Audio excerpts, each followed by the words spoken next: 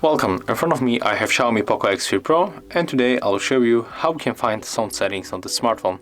You have to go for the settings, next you have to scroll down and go for the sound and vibration.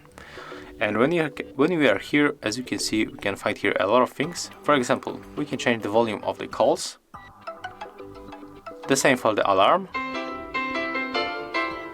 for music, games and other media. We can change also sound assistant. So here we can find a couple of the options. When we go below, we can find also modes like silent and do not disturb mode. So for example, we can activate do not disturb mode, and here we can adjust this mode.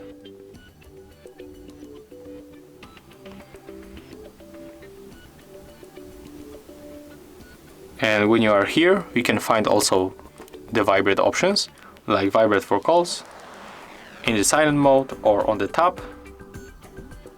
So right now when you tap on the screen you will feel haptic vibration, and also we can find here additional settings here like tap sounds, screen lock sounds, the output tones and the delay sound, so we can everything just adjust by tapping on it.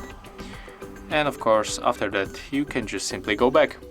So if you find this video helpful, remember to leave a like, comment and subscribe to our channel.